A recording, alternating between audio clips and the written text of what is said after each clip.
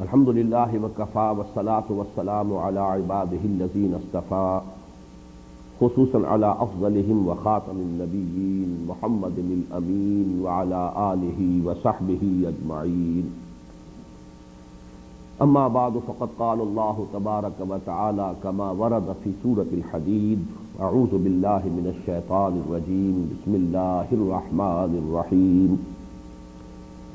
ان المصدقین والمصدقات واقرضوا اللہ قرضا حسنا یضاعف لهم ولهم اجر کریم. والذین آمنوا باللہ ورسلہ اولئک هم الصدیقون والشہداء عند ربهم لهم اجرهم ونورهم. والذین کفروا وکذبوا بآیاتنا اولئک اصحاب الجحیم. وقال تبارک وتعالی کما ورد فی سورة النساء: ومن يطع الله والرسول فأولئك مع الذين أنعم الله عليهم من النبيين والصديقين والشهداء والصالحين وحسن أولئك رفيقا. صدق الله العظيم. رب اشرح لي صدري ويسر لي أمري واحلل عقدة من لساني يفقهوا قولي. اللهم ربنا ألهمنا رشدنا وأعذنا من شرور أنفسنا. اللهم أرنا الحق حقا وارزقنا اتباعه وأرنا الباطل باطلا وارزقنا اجتنابه. اللهم وفقنا لما تحب وترضى. آمین یا رب العالمین. پچھلی نشست میں ہم سورہ حدید کی آیات 18 اور 19 کے حوالے سے سلوک قرآنی کو سمجھنے کی کوشش کر رہے تھے، اور اس ضمن میں جو دو اصطلاحات وارد ہوئیں، صدیقین اور شہداء، ان کی اصل حقیقت کو سمجھنے کے لیے سورہ نساء کی آیت نمبر 69 کا حوالہ بھی آیا تھا. یہ جو نقشہ آپ حضرات کے سامنے اس وقت موجود ہے، یہ دین کی بعض اہم اصطلاحات کے مابین جو ربط اور تعلق ہے اس کو سمجھنے کے لیے بہت مفید ہے. دونوں انتہاؤں پر دیکھیے، دائیں اور بائیں، ایک طرف عروج اور ایک طرف نزول. ایک عروجی کیفیت ہے، ایک نزولی کیفیت ہے. بیس لائن ہے عبدیت اور صالحیت. لفظ عبدیت جو سب سے زیادہ اصطلاح قرآن مجید میں استعمال ہوئی، اعبدوا ربکم، اللہ کی بندگی اختیار کرو. لیکن یہ جو سورہ نساء کی آیت ہے اس کے حوالے سے صالحین، کیونکہ یہ بیس لائن ہے، یہاں اس لیے ان دونوں کو یکجا کر دیا گیا. اللہ کی بندگی، وہ شخص جس نے فیصلہ کر لیا ہے کہ میں اللہ کا بندہ بن کر ہی زندگی گزاروں گا، وہ صالحین میں شامل ہو گیا. اب اس سے اوپر کے جو درجات ہیں اس کے لیے تین اصطلاحات کو تقریباً سمجھیے کہ یہ ہم معنی الفاظ ہیں. ولایت، اللہ کی دوستی، اس پر ہم تفصیل سے دیکھ چکے ہیں سورہ حامیم السجدہ کی آیات. ان الذین قالوا ربنا اللہ ثم استقاموا، جن کو بھی اس عبدیت پر استقامت حاصل ہو گئی، جن کا بھی دل ٹھک گیا ایمان پر، اللہ کے ساتھ تسلیم و رضا کی کیفیت ہو گئی، توکل کل کا کل اللہ کی ذات پر مرکوز ہو گیا، اطاعت پر کاربند ہو گئے. اب یہ وہ لوگ ہیں کہ جن کے بارے میں فرمایا گیا: الا ان اولیاء اللہ لا خوف علیہم ولا هم یحزنون الذین آمنوا وکانوا یتقون. یہ اللہ کے دوست ہیں. اسی دوستی کے لیے ایک لفظ خلت بھی ہے، اور یہ خاص طور پر استعمال ہوا حضرت ابراہیم کے لیے علیہ الصلاۃ والسلام. واتخذ اللہ ابراہیم خلیلا. تو ولایت اور خلت. لیکن ایک اعتبار سے یہی لفظ صدیقیت بھی ہے. صدیق کون ہے؟ طبعا نیک سرشت، راست باز، راست گو، راست رو، اور یہ کہ ہر اچھی بات کی تصدیق کرنے کے لیے تیار، آمادہ. یہ ہے وہ مرتبہ کہ جس سے پھر اوپر اب عروج کی آخری منزل نبوت ہے. اور میں نے اسی لیے رسالت کو نیچے رکھا ہے، اس لیے کہ میں ان حضرات کی رائے سے متفق ہوں کہ جو رسالت کو مقام ایک نزول میں سمجھتے ہیں، اصل عروج نبوت ہے. اس کے بعد پھر حکم دیا جاتا ہے جاؤ اذهب الى فرعون انه طغى. یہ نزول اس اعتبار سے بھی بہت خوبصورت لفظ ہے کہ حضور صلی اللہ علیہ وسلم پر وحی نازل ہوئی جبکہ آپ غار حرا میں جبل نور پر تشریف فرما تھے۔ حضرت موسیٰ علیہ السلام کو حکم ہو رہا اذهب الى فرعون انه طغى، جبکہ کوہ طور پر ہم کلامی سے مشرف ہوئے۔ اب گویا کہ جاؤ، اسی لیے صوفیاء نے خاص طور پر مولانا روم نے اس کو بڑی خوبصورت تشبیہ دی ہے کہ رسالت مرتبہ نزول میں ہے، جاؤ۔ یہی وجہ ہے، ایک تو نبوت کی کیفیت ہے جس کو کہ علامہ اقبال نے بہت خوبصورتی سے جو چوتھا خطبہ ہے اس کے پہلے جملے میں واضح کیا ہے، اور وہ شیخ عبد القدوس گنگوہی رحمۃ اللہ علیہ کے قول سے، تو چونکہ ایک بہت بڑے صوفی تھے، ان کا جملہ ہے محمد عربی بالائے آسماں رفت و باز آمد، بخدا اگر من رفت میں باز نہ آمد میں۔ محمد عربی ساتویں آسمان تک چلے گئے پھر واپس آ گئے، خدا کی قسم اگر کبھی میں پہنچ جاتا کبھی واپس نہ آتا۔ تو یہاں سے علامہ کہتے ہیں کہ this is the difference between prophetic experience and mystic experience. صوفی اللہ کے ساتھ لو لگا کر بیٹھ رہتا ہے، اس میں جو سرور ہے، جو کیف ہے، ظاہر بات ہے کہ اس سے تو وہی شخص آگاہ ہے جس کو کہتے ہیں کہ لذت ای مادہ نہ دانی بخدا تا نہ چشی، جس نے کبھی چکھا نہ ہو اسے اس کے اندر جو سرور اور کیف ہے وہ اس کا اندازہ ہی نہیں کر سکتا، بیٹھے رہے تصور جانا کیے ہوئے، اور جب اللہ کے ساتھ لو لگی ہوئی ہے تو اس کیفیت میں، بلکہ انہی کا عبد القدوس گنگوہی رحمۃ اللہ علیہ کا ایک قول یہ بھی ہے، ایک وقت مراقبے میں بیٹھے ہوئے تھے، جو بھی کیفیت ہوگی، اب ہم تو کیا سمجھیں گے اس کو، اس وقت یہ کہ اقامت کی آواز آ گئی، قد قامت الصلاۃ، کھڑے ہونا پڑا، لیکن کہا یہ کہ حضوری سے نکال کے دربانی میں کھڑا کر دیا۔ وہ جو کیفیت حضوری حاصل تھی مجھے اس مراقبے میں، لیکن بہرحال کھڑے ہو گئے، اس لیے کہ شریعت یہ ہے، شریعت کا حکم ہے، جب قد قامت الصلاۃ ہو گیا اور نماز فرض ہے اس کے ساتھ شریک ہونا، ورکعوا مع الراکعین لازم۔ لیکن ظاہر بات ہے کہ جو اللہ کا بندہ اس مقام بلند پر پہنچ گیا ہو، اب اس سے کہا جائے جاؤ تبلیغ کرو، اور تبلیغ کرنے میں کیا ہوگا؟ کوئی کہے گا پاگل ہو گئے، کوئی کہے گا دماغ خراب ہو گیا، کوئی کہے گا انہ لشیء یراد، یقیناً کوئی نہ کوئی مقصد ہے، یہ کوئی لیڈری چاہتے ہیں، یہ چاہتے ہیں کہ کچھ لوگ ان کا جو ہے نام کی مالا جپیں۔ کسی نے کہا جادوگر ہے، کسی نے کہا شاعر ہے، اور جو بھی قلب پر بیت رہی ہے قرآن خود کہتا ہے وَلَقَدْ نَعْلَمُ أَنَّكَ يَضِيقُ صَدْرُكَ بِمَا يَقُولُونَ۔ اے نبی ہمیں خوب معلوم ہے کہ جو کچھ یہ لوگ کہہ رہے ہیں اس سے آپ کا سینہ بھیجتا ہے، آپ کو صدمہ پہنچتا ہے، اس لیے کہنا پڑ رہا ہے وَاصْبِرْ عَلَىٰ مَا يَقُولُونَ، صبر کیجئے اس پر جو کچھ یہ کہہ رہے ہیں، ہمیں خوب معلوم ہے آپ کو تکلیف ہو رہی ہے، آپ کو کوفت پہنچ رہی ہے، لیکن صبر کیجئے۔ اور نہ صرف یہ کہ وہ لفظی ایذا تھا، اس کے بعد جو فزیکل اسالٹ شروع ہوئے، تو رسالت میں یہ ساری مصیبتیں جو ہے جھیلنی پڑی، جبکہ نبوت، ولایت، اس مقام کے اوپر آدمی بیٹھا ہوا ہے آرام سے۔ ہمارے صوفیاء ان کی خانقاہ میں جو آئے گا نا اس کا تزکیہ کریں گے نا، وہ در بدر تو نہیں جائیں گے، انہیں کسی کی کوئی کڑوی بات سننی نہیں پڑے گی، وہ تو خانقاہ ہے، ہسپتال ہے، کوئی مریض ہوگا تو آئے گا اپنی غرض کو، آئے گا اپنے علاج کے لیے، کسی کے اندر احساس بیدار ہو گیا ہے، وہ تزکیے کا خواہاں ہے، وہ تشریف لائے گا، آئے، اور پھر اس کے بعد جو بھی کہا جائے گا وہ مانے گا، حکم مانے گا، اس میں وہ مشقت نہیں ہے۔ کہاں نبی در در جو ہے جا رہے ہیں، اور کہیں کچھ سن رہے ہیں، کہیں کچھ سن رہے ہیں۔ بہرحال اس مقام عروج و نزول کو خوبصورتی سے مولانا روم نے واضح کیا ہے، جو عالم فزیکل ورلڈ ہے اس کی ایک مثال ہے کہ دیکھیے سمندر میں جب سورج کی حرارت اور سماذت آتی ہے تو بخارات اٹھتے ہیں اوپر، سمندر کا پانی اوپر جا رہا ہے بخارات کی شکل میں، ظاہر بات ہے یہ ڈسٹلڈ واٹر ہے، اس لیے کہ اس میں تو اب کوئی امپیورٹیز ہے ہی نہیں، بالکل پاک صاف پانی جائے گا، ڈسٹیلیشن ہو رہی ہے، تبخیر ہو رہی ہے، اوپر جا کے یہی اب بادل بن کر پہنچ گئے، اور پھر جا کے یہ بارش بن کر برسے، یہ عروج تھا، یہ نزول ہے۔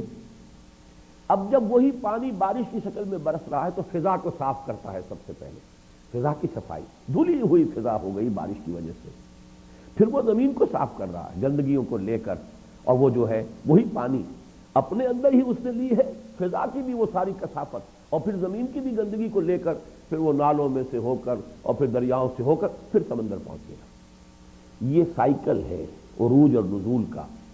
تو نبی رات کے وقت کھڑے ہوتے تھے عروج کی کیفیت میں، مقام عبدیت، جبکہ اللہ تعالیٰ کی طرف رخ ہے اور اللہ تعالیٰ کی بندگی کر رہے ہیں، یہ ہے مقام عروج۔ اور دن کے وقت جبکہ دعوت و تبلیغ کے لیے گلیوں میں پھر رہے ہیں، گھر گھر جا رہے ہیں، لوگوں سے بات کر رہے ہیں، اور جو جلی کٹی باتیں ہیں سننی پڑ رہی ہیں، اس سے طبیعت میں انقباض ہوتا ہے، کثافت پیدا ہوتی ہے۔ وَلَقَدْ نَعْلَمُ أَنَّكَ يَضِيقُ صَدْرُكَ بِمَا يَقُولُونَ، لیکن کتنے ہی ہیں جو پاک صاف ہو گئے اسی دعوت و تبلیغ کے نتیجے میں؟ کتنوں ہی کو پھر اب نصیب ہو گیا ہے کہ وہ خود بھی عروج کی کیفیت جو ہے حاصل کرے۔ تو یہ ہے اصل میں رسالت جو ہے مرتبہ نزول میں ہے، اور رسالت کے ساتھ قریب ترین لفظ قرآن مجید کا شہادت ہے۔ اِنَّا أَرْسَلْنَا إِلَيْكُمْ رَسُولًا شَاهِدًا عَلَيْكُمْ كَمَا أَرْسَلْنَا إِلَىٰ فِرْعَوْنَ رَسُولًا، ہم نے تم پر گواہ بنا کر بھیجا ہے جیسے کہ ہم نے موسیٰ کو بھیجا تھا فرعون کے پاس۔ یا ایھا النبی انا ارسلناک شاہدا ومبشرا ونذیرا، سب سے پہلے شاہد، گواہ بنا کر بھیجا۔ یہ گواہی اپنے قول سے دو، اشہد ان لا الہ الا اللہ واشہد ان محمد رسول اللہ، پھر تمہارا عمل گواہی دے کہ واقعتاً تم اللہ کے بندے ہو اور واقعتاً تم محمد کو صلی اللہ علیہ وسلم اللہ کا رسول مانتے ہو۔ یہ گواہی عمل سے دو گے۔ پھر یہ کہ جمع کرو لوگوں کو اور ایک اجتماعی نظام قائم کرو کہ جو گواہ بن جائے پوری دنیا کے اوپر کہ بہترین نظام وہی ہے جو اللہ نے اپنے رسول کے ذریعے سے عطا کیا ہے۔ اب ظاہر بات ہے اس کے لیے عملی جد و جہد چاہیے۔ اس شہادت کے لیے اب ان لوگوں کی اہمیت زیادہ ہو جائے گی جن کے اندر قوت کار زیادہ ہے، بھاگ دوڑ کی صلاحیت زیادہ ہے، جبکہ تصدیق کرنے میں وہ لوگ پیش قدمی کر جائیں گے جو سلیم الفطرت رقیق القلب۔ یہ ہے اصل میں صدیقین اور شہداء کے دو مزاج۔ ایکسٹروورٹس وہ شہداء بنیں گے، انٹروورٹس صدیق بنیں گے۔ ان کو تصدیق میں دیر نہیں لگے گی، پیش قدمی کر جائیں گے، لیکن یہ کہ اس کے بعد نبی کے دست و بازو بننے میں جو شہداء ہیں، جو بھاگ دوڑ کرنے والے ہیں، حضرت ابو بکر، حضرت عثمان اور نہ معلوم اور کتنے بھی صحابہ تھے، لیکن ان کے ایمان لانے تک مسلمانوں کو کھلم کھلا حرم میں جا کر نماز پڑھنے کی ہمت نہیں ہوئی۔ اور جس سال حمزہ اور عمر ایمان لے آئے، اب ڈنکے کی چوٹ جا کر حرم میں نماز پڑھی۔ اسی لیے حضرت مسیح کا بڑا پیارا قول ہے، کتنے ہی ہیں جو بعد میں آتے ہیں لیکن پہلوں سے آگے نکل جاتے ہیں۔ حالانکہ 6 سال میں جو لوگ ایمان لائے تھے، آپ اندازہ کیجئے کم سے کم 30-40 افراد تو ہو گئے، لیکن یہ کہ ابو بکر کے بعد عظیم ترین انسان جو حضور صلی اللہ علیہ وسلم نے جس کو معین کیا وہ عمر فاروق ہے رضی اللہ تعالیٰ عنہ، آئے بعد میں ہیں 5 سال بعد، 6 سال بعد میں آ رہے ہیں۔ بہت سے وہ ہے کہ جو آپ سے 5 سال پہلے، 6 سال پہلے آ چکے ہیں، لیکن یہ کہ جو مقام اور مرتبہ، اس لیے کہ فعال انسان، ان کے قوائے عملیہ جو ہیں وہ زیادہ چاق و چوبند ہیں۔ ایک وہ ہے جن کے قوائے فکریہ علمیہ اس کی حیثیت جو زیادہ ہے۔ تو یہ انٹروورٹس اور ایکسٹروورٹس کے اعتبار سے استاد طبع کا معاملہ جو ہے انسانوں کا، اس کے اعتبار سے صدیقیت بلند ترین منزل یا شہادت بلند ترین منزل، لیکن رتبے اوپر سے لیں گے تو صدیقیت بلند ہے، شہادت اس سے نیچے ہے۔ اسی لیے اس آیت میں وَمَن يُطِعِ اللَّهَ وَالرَّسُولَ، اب جو کوئی بھی اللہ اور اس کے رسول کی اطاعت پر کاربند ہو جائے گا معنوی طور پر، فَأُولَٰئِكَ مَعَ الَّذِينَ أَنْعَمَ اللَّهُ عَلَيْهِمْ، انہیں ایک معیت حاصل ہوگی، رفاقت حاصل ہوگی ان لوگوں کی جن پر اللہ کا انعام ہوا ہے۔ وہ کون ہے؟ از قسم من النبیین والشہداء والصدیقین والشہداء والصالحین، وہ انبیاء ہیں، صدیقین ہیں، انبیاء سے نیچے، اور پھر ان سے نیچے شہداء کا رتبہ ہے، اور پھر سب سے نیچے بیس لائن ہے اور وہ ہے صالحین۔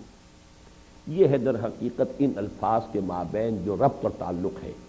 اور شہید در حقیقت قرآن میں آتا ہے گواہ کے معنی میں، دنیا کی زندگی میں گواہی دعوت اور تبلیغ کے ذریعے سے، اور قولی شہادت اور عملی شہادت کے ذریعے سے، اور یہی لوگ ہوں گے پھر کھڑے ہوں گے اللہ تعالیٰ کی عدالت میں پروزیکیوشن وٹنسز کی حیثیت سے کہ اللہ ہم نے تیرا پیغام انہیں پہنچا دیا تھا۔ جیسا کہ میں نے کئی مرتبہ عرض کیا ہے کہ جو اہم مضامین ہوتے ہیں قرآن مجید میں 2 مرتبہ ضرور آتے ہیں، تو جس طرح وہ آیت 2 مرتبہ آئی ہے کہ حضور تم پر گواہی دیں گے اور تم گواہی دو گے، you will be required to testify against the whole of humanity کہ اللہ ہم نے جو نبی نے تیرا پیغام ہمیں پہنچایا تھا ہم نے انہیں پہنچا دیا۔ اسی لیے فرمایا جاہدوا فی اللہ حق جہادہ هو اجتباکم لیکون الرسول شہیدا علیکم وتکونوا شہداء علی الناس۔ اور جیسا کہ میں نے کئی مرتبہ واضح کیا ہے، یہ سورہ حج اور سورہ بقرہ جو ہے یہ اس طرح چسپا ہے ایک دوسرے کے ساتھ کہ متصلاً قبل ہجرت سے بالکل متصلاً قبل سورہ حج نازل ہوئی ہے، اور ہجرت کے فوراً بعد سورہ بقرہ ہے، تھوڑا وہ مضمون سورہ بقرہ میں آ گیا، وَكَذَلِكَ جَعَلْنَاكُمْ أُمَّةً وَسَطًا لِتَكُونُوا شُهَدَاءَ عَلَى النَّاسِ وَيَكُونَ الرَّسُولُ عَلَيْكُمْ شَهِيدًا۔ یہ تو ہوئی دنیا کی گواہی، اور یہاں پہ آخرت کا خاص طور پر نمایاں نہیں کیا گیا، حالانکہ اسی میں امپلائڈ ہے۔ دنیا میں تم گواہی دو گے دعوت اور تبلیغ اور اتمام حجت کے ذریعے، اور قیامت کے دن اسی گواہی کا ظہور ہو جائے گا جبکہ پروزیکیوشن وٹنسز کی حیثیت سے عدالت خداوندی میں کھڑے ہو کر گواہی دو گے۔ لیکن یہ مضمون بھی قرآن مجید میں دو جگہ آیا ہے، ایک سورۃ النحل، یہ نحل بھی یوں سمجھیے کہ جو ہجرت سے متصلاً قبل سورۃ نازل ہوئی ان میں سورہ نحل ہے، اور سورہ نحل کی آیت 89 ہے، وَيَوْمَ نَبْعَثُ فِي كُلِّ أُمَّةٍ شَهِيدًا عَلَيْهِمْ مِنْ أَنفُسِهِمْ وَجِئْنَا بِكَ شَهِيدًا عَلَىٰ هَٰؤُلَاءِ۔ اس دن کا تصور کیجئے اے نبی جس دن کہ ہم ہر امت میں سے ایک گروہ ان پر گواہ بنا کر کھڑا کریں گے، اور ان پر گواہ میں عرض کر چکا ہوں علی مخالفت کے لیے آتا ہے، وہاں گواہی ان کے خلاف پڑے گی، اس لیے کہ اگر کوئی شخص اس پوزیشن میں ہو کہ اللہ مجھے تو معلوم نہیں تھا، مجھے پتہ نہیں تھا، کوئی قوم یہ کہہ سکے کہ اللہ تیرا پیغام ہمارے تک تو آیا ہی نہیں، تو یہ چیز جو ہے ignorance of law is no excuse, اس دنیا کا قاعدہ ہے۔ اللہ کے ہاں کریڈٹ ملے گا، رعایت ملے گی ان لوگوں کو کہ جن تک بات نہیں پہنچی، بلکہ ان کا ڈسکریڈٹ جائے گا ان کے حق میں، ان کے کھاتے میں جمع ہوگا ان کا جرم کہ جن کے ذمے تھا کہ وہ پہنچائے انہوں نے نہیں پہنچایا، وہ جواب دے ہوں گے۔ بہرحال جن لوگوں تک بات نہیں پہنچی گویا کہ ان کے لیے تو وہ عذر ہو گیا، جن تک بات پہنچا دی گئی اب کوئی عذر نہیں۔ اسی کو سورہ نساء کے اندر کہا گیا ہے 6 پارے کے شروع میں، رسلا مبشرین ومنذرین لئلا یکون للناس علی اللہ حجۃ بعد الرسل وکان اللہ عزیزا حکیما۔ ہم نے اپنے رسولوں کو مبشر اور نذیر بنا کر بھیجا تاکہ رسولوں کے آنے کے بعد لوگوں کے پاس کوئی عذر باقی نہ رہ جائے لوگوں کے حق میں اللہ کے خلاف، اللہ کے خلاف سے مراد اللہ کے محاکمے کے خلاف۔ اے اللہ ہم سے کس بات کا حساب لے رہا ہے؟ ہم تک تو تیرا پیغام پہنچا ہی نہیں، جس کو میں سادہ ترین مثال سے واضح کرتا رہا ہوں، آج پھر دوہرا رہا ہوں ان باتوں کو کہ بہت اہم باتیں ہیں کہ آپ اگر اپنا پیغام کسی شخص کے ذریعے سے کسی اپنے دوست اپنے عزیز کو بھیجتے ہیں کہ فلاں کام کل شام تک ضرور ہو جانا چاہیے ورنہ میرا بڑا نقصان ہو جائے گا، فرض کیجئے وہ کام نہیں ہوا، اب آپ غصے میں بھرے ہوئے گئے اپنے اس دوست کے پاس یا عزیز کے پاس کہ بھلے آدمی میں نے تمہیں یہ پیغام بھیجا تھا، تم نے وہ میرا کام نہیں کیا اور مجھے اتنا بڑا نقصان ہو گیا، کون ذمہ دار ہے اس کا؟ اگر وہ ایک جملہ کہہ دے کہ بھائی مجھے تو آپ کا پیغام ملا ہی نہیں، اب آپ جھاگ کی طرح بیٹھ جائیں گے کہ نہیں؟ اس سے کیا شکوہ کریں گے؟ سارا غصہ آپ کدھر جائے گا؟ وہ جو پیغام بر تھا جا کے اس کی گردن ناپے گیا کہ اللہ کے بندے میں نے تجھے اتنا اہم پیغام دے کر بھیجا تھا، تم نے میرا پیغام کیوں نہیں پہنچایا؟ تو یا تو پیغام پہنچا دیا پیغام پر نے تو وہ بری ہو گیا، ساری ذمہ داری اس کی ہے جسے پیغام پہنچ گیا، اور یا اگر پیغام بر نے پیغام پہنچانے میں کمی کی ہے تو ساری ذمہ داری جو ہے وہ اس کی ہے، جس کے پاس پیغام پہنچنا تھا وہ بری ہے، اس کی کوئی ذمہ داری نہیں۔ یہی وجہ ہے کہ سورہ اعراف میں فرمایا فَلَنَسْأَلَنَّ الَّذِينَ أُرْسِلَ إِلَيْهِمْ وَلَنَسْأَلَنَّ الْمُرْسَلِينَ، ہم لازماً پوچھ کر رہیں گے ان سے بھی جن کی طرف ہم نے رسولوں کو بھیجا، اور ہم لازماً پوچھ کر رہیں گے رسولوں سے بھی، تم نے ہمارا پیغام پہنچا دیا تھا یا نہیں؟ اے اللہ ہم نے پہنچا دیا تھا، اور ہم نے ان سے گواہی بھی لے لی تھی، الا هل بلغت انا نشهد انك بلغت الرسالة واديت الامانة ونصحت الامة وكشفت الغمة۔ اے اللہ میں تو گواہی لے کر آیا، بری ہو گئے، فارغ ہو گئے، اب ساری ذمہ داری ان کی۔ یہ ہے اصل میں شہادت۔ اب ظاہر بات ہے کہ یہ مختلف قسم کی شخصیتیں، اب کچھ لوگ اگر وہ انٹروورٹ ٹائپ ہیں، غور و فکر کرنے والے، سوچ بچار کرنے والے، سلیم الفطرت رقیق القلب، وہ صدیقیت کے مقام تک جا پہنچیں گے۔ جن کا وہ مزاج نہیں ہے وہ کم سے کم شہادت کے مرتبے تک پہنچ جائیں گے۔ یہ دونوں راستے اب کھلے ہوئے ہیں کن لوگوں کے لیے؟ جنہوں نے اپنے دل کے اندر سے باطن میں سے بریک کھول دیا ہے، مال کی محبت کا بریک لگا ہوا ہے تو کہیں آگے بڑھ ہی نہیں سکتے، کوئی ترفع نہیں، کوئی ترقی نہیں، تو وہ نام کے مسلمان ہیں جو چل رہے ہیں جیسے بھی ہیں۔ لیکن یہ کہ اگر ان المصدقین والمصدقات واقرضوا اللہ قرضا حسنا، اگر یہ مرحلہ طے ہو گیا ہے، والذین آمنوا، اب اس کے بعد ایمان کا معاملہ ہے، اس میں یہ مغالطہ نہ ہو جائے کہ یہ شروع ہی میں بات ہو سکتی ہے بعد میں نہیں ہو سکتی۔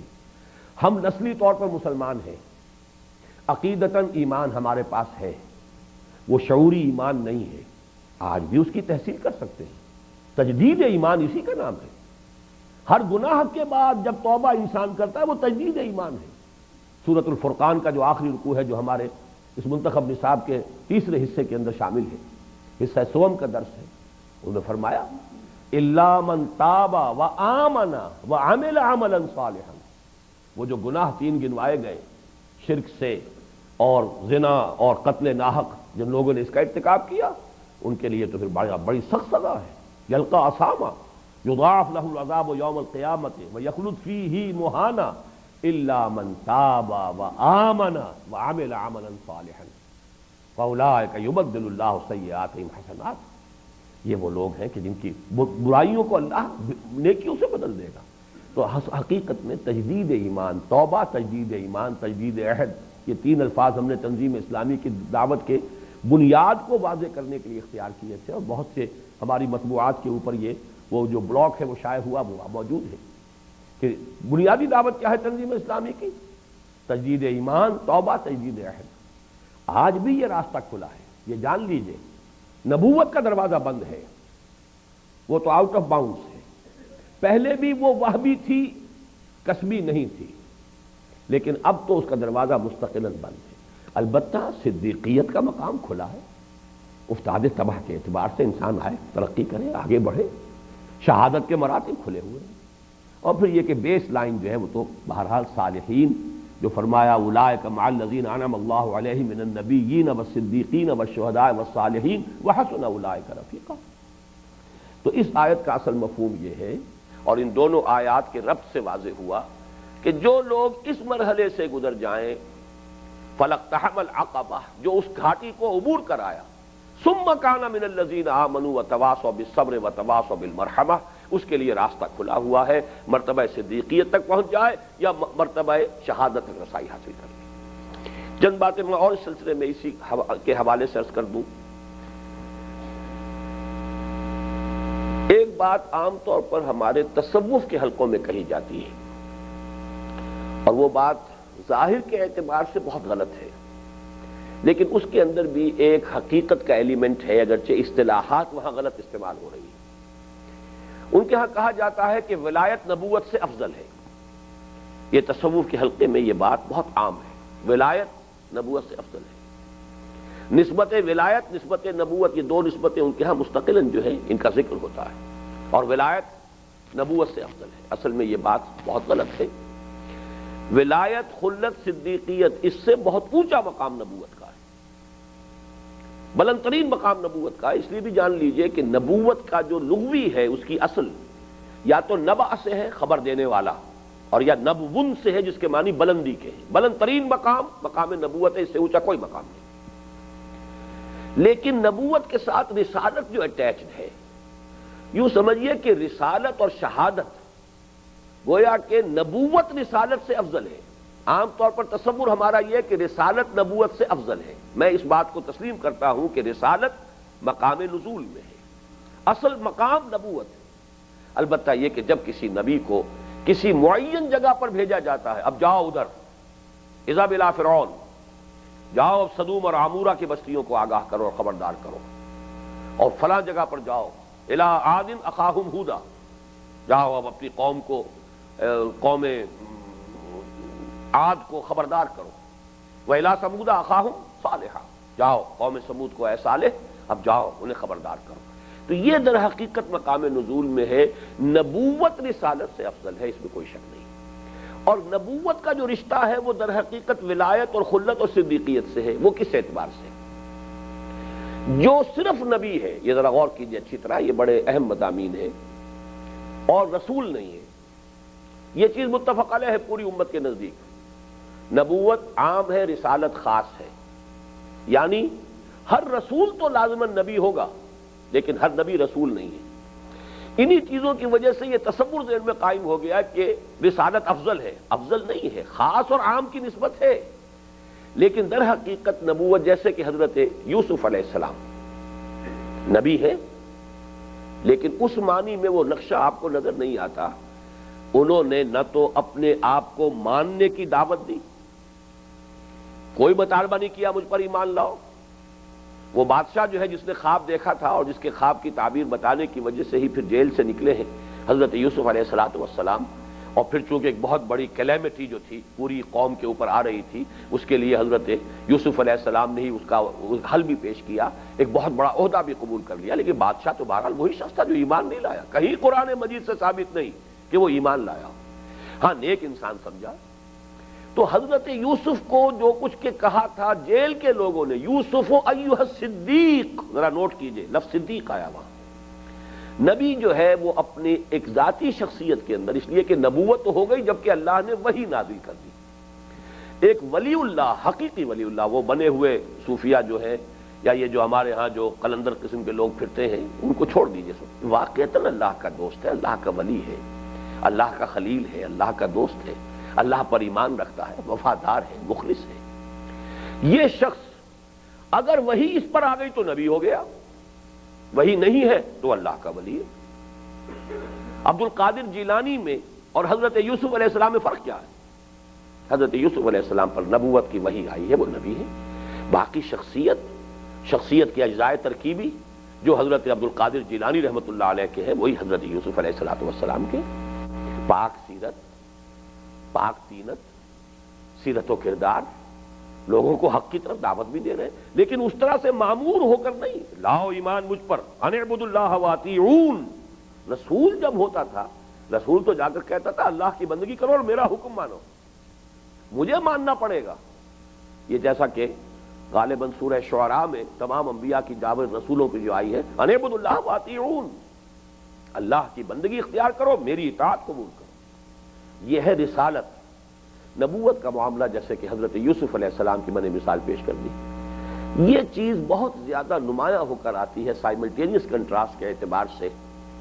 یہ جو دو بیک وقت تھے حضرت یحییٰ اور حضرت عیسیٰ علیہ السلام، اور ان کا جو تقابل آیا دو صورتوں میں آیا ہے، سورہ مریم میں، یہ مکی صورت ہے، سورہ آل عمران میں۔ سورہ آل عمران میں حضرت یحییٰ علیہ السلام کے بارے میں، ان کی مدح، ان کی شخصیت اور سیرت اور کردار کے بارے میں بہت سی تعریفی کلمات آنے کے بعد آخری بات کیا آئی؟ وَنَبِيًّا مِّنَ الصَّالِحِينَ، وہ نبی تھے صالحین میں سے۔ اب ذرا اس نقشے سے نوٹ کر لیجئے، صالحین بیس لائن ہے، اسی سے عروج کرتے ہوئے نبوت تک انسان پہنچتا ہے۔ نَبِيًّا مِّنَ الصَّالِحِينَ۔ اور حضرت عیسیٰ کا ذکر آتا ہے رسولاً الی بنی اسرائیل، وہ رسول تھے بنی اسرائیل کی طرف۔ یہی وجہ ہے کہ سب کو معلوم ہے حضرت یحییٰ علیہ السلام قتل کر دیے گئے، ایک رقاصہ کی فرمائش، اور جلاد گیا ہے، گردن اڑائی ہے، تشت میں لا کر سر رکھ کر، اور وہ بادشاہ کی خدمت میں پیش کیا، بادشاہ نے رقاصہ کو پیش کر دی۔ یہ نبی ہیں، نبی من الصالحین۔ یا یحییٰ خذ الکتاب بقوہ وآتیناہ الحکم صبیا وحنانا من لدنا وزکاۃ وکان تقیا وبرا بوالدیہ ولم یکن جبارا عصیا۔ جس کی عظمت یہ بیان ہو رہی ہے، دنیا میں حال یہ سامنے سے آ رہا ہے کہ ایک آبرو باختہ عورت کی فرمائش کے اوپر بادشاہ وقت نے ان کا جلاد کے ذریعے سے جو ہے ان کی گردن اڑوائی اور تشت میں رکھ کر سر پیش کر دیا، لیکن رسولاً الی بنی اسرائیل، انہیں قتل نہیں کیا جا سکتا تھا، وہ رسول تھے، وہ اپوائنٹڈ ہے۔ اس کی بہترین وضاحت میں کیا کرتا ہوں، سمجھ لیجئے اس کو، کہ جیسے آپ کے یہاں ایک کارڈر ہے سی ایس پی کارڈر ہے، وہ سی ایس پی جس نے کیا ہوا وہ کہیں جا کر لگ گیا D C Montgomery, D C Sahiwal, یہ اس کی اپوائنٹمنٹ ہے۔ نبی جب نبی ہے تو وہ گویا کہ وہ نبی کی حیثیت سے ایک کارڈر معین ہو گیا، لیکن یہ کہ بہت سے آپ کو معلوم ہو تو سی ایس پی بیٹھے ہوئے، او ایس ڈی لگے ہوئے، کہیں اپوائنٹمنٹ نہیں ہے، یہ بیٹھے ہوئے ہیں، حکومت وقت جو ہے انہیں کہیں پر جب فرض کیجئے ناپسند ہے کسی وجہ سے تو بٹھا رکھا ہے، کھوٹے لائن لگایا ہوا ہے، لیکن یہ کہ جب اس کو اپوائنٹ کر دیا گیا ہے فلاں جگہ جائیے، اب وہ وہاں پر بائی اپوائنٹمنٹ وہ ڈپٹی کمشنر ہے یا کمشنر ہے، اور جو شخص بھی ان یونیفارم ہے وہ گویا کہ حکومت کی نمائندگی کر رہا ہے۔ جو شخص یونیفارم میں نہیں ہے اس کے خلاف آپ نے کوئی اقدام کیا تو وہ ایک عام بات ہے، لیکن فوجی جو یونیفارم ہے اس میں ہے، اس کے خلاف آپ نے اقدام کیا ہے تو گویا کہ آپ نے حکومت کو چیلنج کیا۔ رسول گویا کہ مامور من اللہ ہو کر کسی قوم کی طرف جب بھیج دیے جاتے تھے، وہ اللہ کو ریپرزینٹ کر رہے تھے آفیشل پوزیشن کے اندر، ان کو قتل کر دینے کا معاملہ یہ ہے کہ اللہ تعالیٰ ان کے بارے میں اس کا وعدہ یہ ہے کتب اللہ لاغلبن انا ورسلی، اللہ نے یہ طے کیا ہوا ہے، لکھا ہوا ہے کہ میں اور میرے رسول غالب آ کر رہے ہیں۔ یہی وجہ ہے کہ حضرت نوح علیہ السلام نے فریاد کی تھی پروردگار انی مغلوب فانتصر، میں تو اب مغلوب ہوا جا رہا ہوں، اب تو ہی انتقام لے ان سے، تو ہی بدلہ لے ان سے، تو ہی مدد فرما۔ تو رسول کے لیے اللہ تعالیٰ کی طرف سے نصرت اور اس کا فتح پانا، اور اگر قوم نے بحیثیت مجموعی اس کو رد کر دیا ہو تو قوم کا ہلاک کیا جانا لازم ہے، جیسے کہ قوم نوح ہلاک کر دی گئی، قوم ہود ہلاک کر دی گئی، قوم صالح ہلاک کر دی گئی، قوم شعیب ہلاک کر دی گئی، قوم لوط ہلاک کر دی گئی، آل فرعون ہلاک کر دیے گئے، لازم ہے۔ رسول کا انکار کرنے کے بعد اگر بحیثیت مجموعی انکار کر دیا قوم نے، قوم ملیا میٹ کر دی گئی۔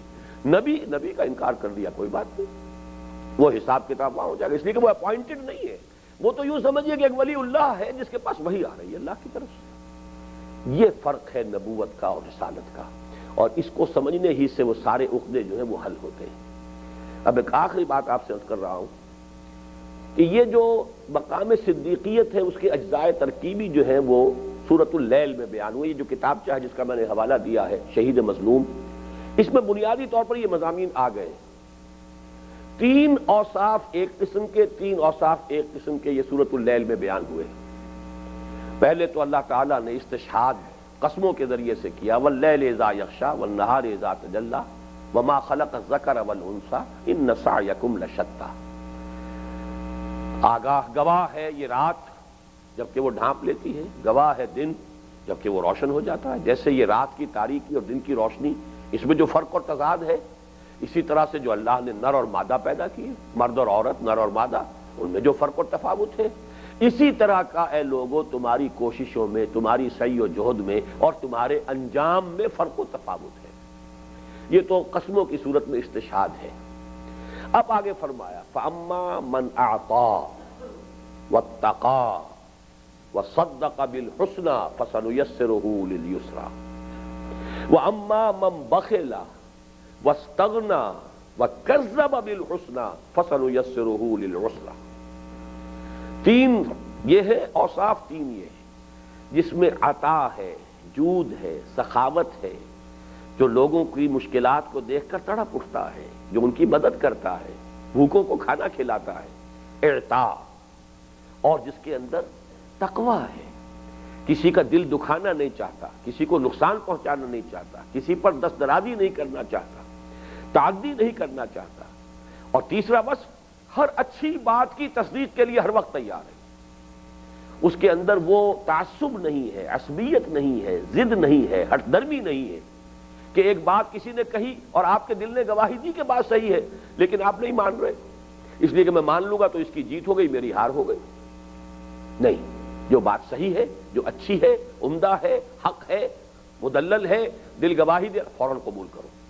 یہ 3 اوصاف جمع ہو جائیں، وہ جو اقبال کا مصرع مجھے یاد آیا کہ یہ 4 عناصر ہوں تو بنتا ہے مسلمان، اسی طریقے سے یہ 3 اوصاف جمع ہو جائیں گے تو یہ مقام صدیقیت ہے۔ اور اسی لیے اس سورہ مبارکہ کو امام راضی نے لکھا ہے یہ سورہ صدیق اکبر ہے، یہ سورۃ ابی بکر ہے رضی اللہ تعالی عنہ۔ اتقا، سب سے زیادہ متقی شخص وہی ہے جس میں یہ 3 اوصاف جمع ہو گئے، اور جو تینوں اوصاف سے خالی ہے وہ بدترین مخلوق ہے، بدترین خلائق ہے۔ اعطاء کے مقابلے میں بخیلا، اتقاء کے مقابلے میں استغنا، بے پرواہ، اسے فکر ہی نہیں، وہ جو بھی کر رہا ہے، جہاں بھی ہاتھ پڑ گیا اس نے حاصل کر لیا، جس کو چاہا ایکسپلائٹ کیا، جس پر چاہا ظلم کیا، جس کی چاہا حق تلفی کی، جس کا چاہا دل دکھا دیا، جس کے چاہا عزت پر حملہ کر دیا، یہ استغنا ہے، کوئی پرواہ نہیں۔ اور وَكَذَّبَ بِالْحُسْنَى، اچھی بات، عمدہ بات، سچائی اور صداقت کی تکذیب، فَسَنُيَسِّرُهُ لِلْعُسْرَى، تو ہم رفتہ رفتہ تدریجاً سہج سہج اسے العسرا تک پہنچا دیں گے۔ العسرا جہنم، بڑی تنگی کی جگہ، بڑی سختی کی جگہ۔ تو یہ ہے اصل میں 3 عناصر صدیقیت۔ باقی صدیقیت اور شہادت کا جیسا کہ میں نے عرض کیا، منصب رسالت کے لیے لفظ شہادت ہے، اور جو لوگ اس تبلیغ میں، اللہ کے پیغام کو پہنچانے میں، اللہ کے دین کو قائم کرنے میں جو بڑھ چڑھ کر حصہ لیں وہ ہے در حقیقت شہداء، اور یہ ہے وہ ترتیب جو ہے مراتب کی، فَأُولَٰئِكَ مَعَ الَّذِينَ أَنْعَمَ اللَّهُ عَلَيْهِم مِّنَ النَّبِيِّينَ وَالصِّدِّيقِينَ وَالشُّهَدَاءِ وَالصَّالِحِينَ۔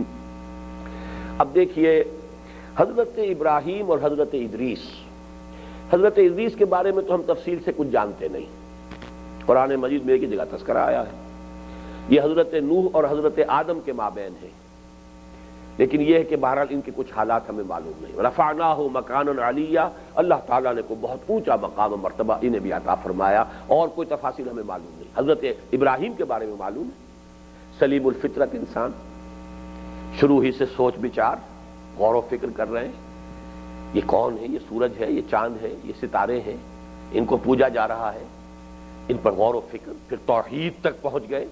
انی وجہت وجہی للذی فطر السماوات والارض حنیفا وما انا من المشرکین، سلیم العقل سلیم الفطرت انسان، یہ حضرت ابراہیم علیہ السلام کی شخصیت ہے۔ اسی لیے ان کو کہا گیا صدیقا نبیہ، نبوت سے پہلے صدیقیت پر فائز ہے، جیسے کہ حضرت یوسف کو دیکھنے والے صدیق کہہ رہے ہیں، یوسف ایھا الصدیق، اور جیسا کہ آپ کو معلوم ہے چونکہ نبوت جو ہے عورتوں کو نہیں دی گئی، بہت بھاری ذمہ داری ہے، یہ نہیں دی گئی، لہذا خواتین کے لیے سب سے اونچا مقام کیا؟ صدیقیت۔ حضرت مریم سلام علیہا کے بارے میں آیا امہ صدیقہ، حضرت عیسیٰ کی والدہ یعنی حضرت مریم وہ صدیقہ تھی، یہ ہے صدیقیت۔ اور یہ دوسرا معاملہ جو ہے، جو لوگ بھاگ دوڑ میں آگے نکلیں، دست و بازو بن جائیں، وہ شہداء ہیں۔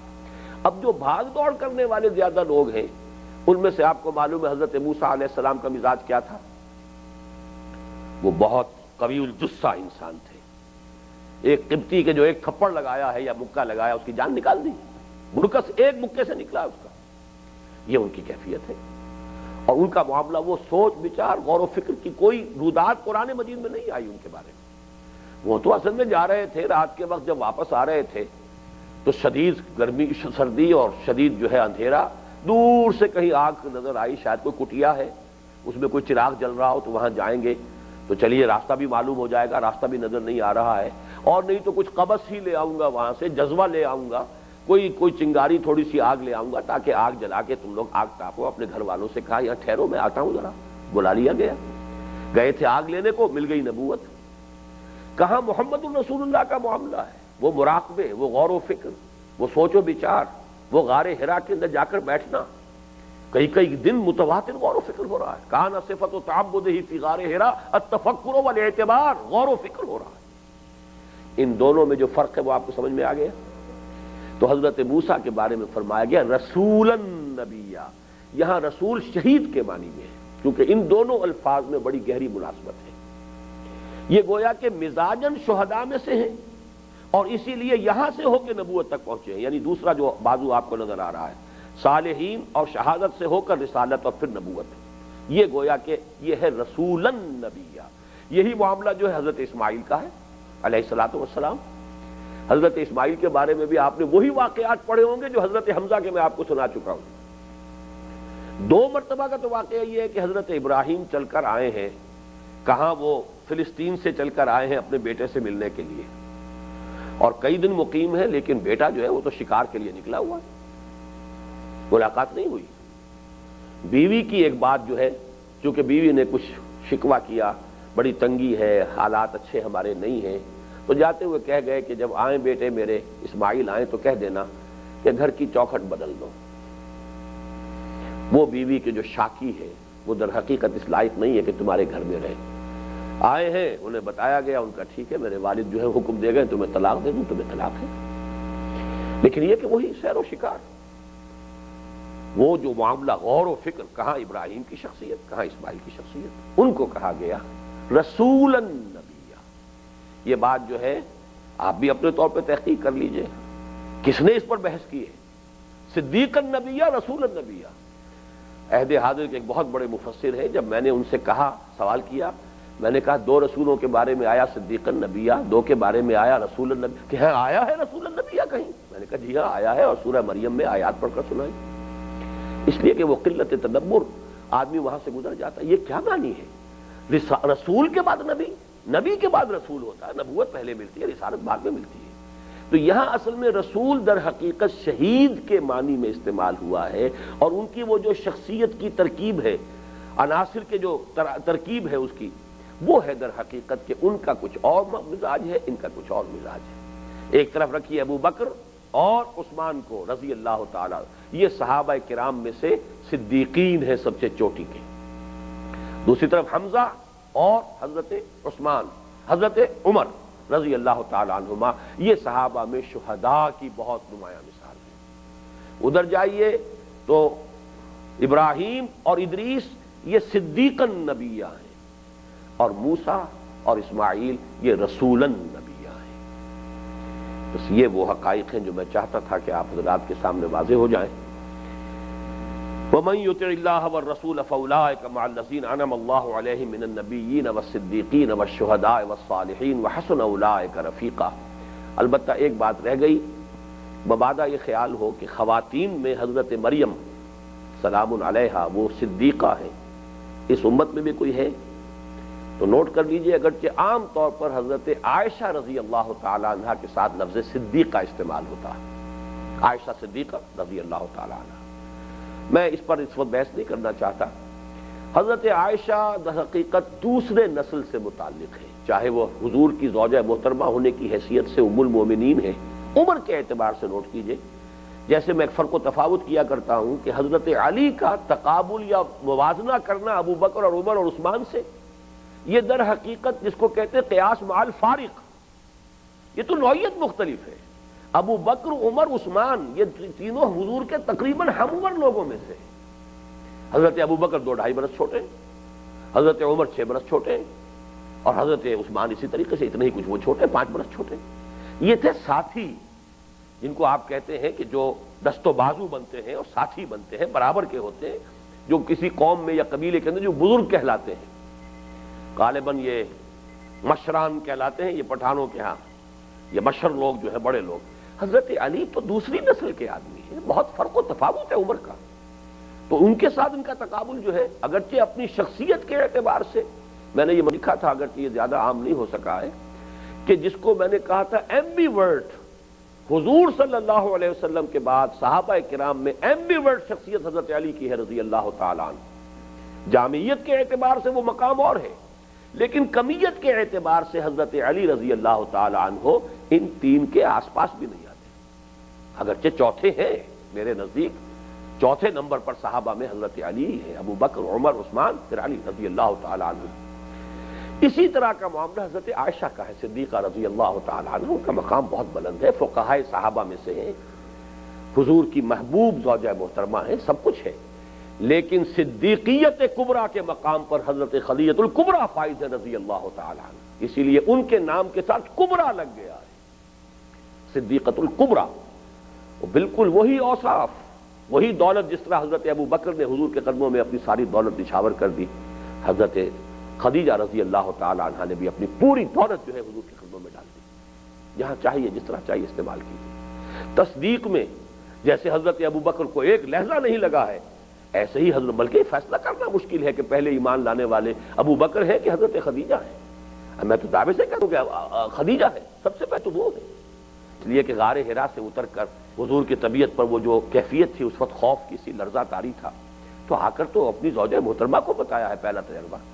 کیسے ممکن ہے کہ پہلے جا کر آپ نے اپنے کسی دوست کو یا حضرت ابو بکر کو بتایا ہوتا؟ گھر آئے ہیں سیدھے، زملونی زملونی، اور اس وقت تسلی دی ہے نہیں اللہ آپ کو ضائع نہیں کرے گا۔ یہ جو تصدیق ہے تو در حقیقت بہت اونچا مقام حضرت خدیجہ الکبریٰ کا ہے رضی اللہ تعالی عنہ، حضرت ابو بکر کی ہم پلہ شخصیت وہ ہے۔ بہرحال یہ آیت مبارکہ جو ہے اس اعتبار سے والذین آمنوا باللہ ورسلہ اولئک ھم الصدیقون والشہداء عند ربہم، افسوس یہ ہے کہ کچھ اضافی مضامین آج زیادہ بیان ہو گئے، اس آیت کے کچھ ابھی باقی رہ گئے ہیں، وہ انشاءاللہ اب اگلے سیشن میں ہفتے کے روز بیان ہوں گے۔ بارک اللہ لی ولکم فی القرآن العظیم ونفعنی وإیاکم بالآیات والذکر الحکیم۔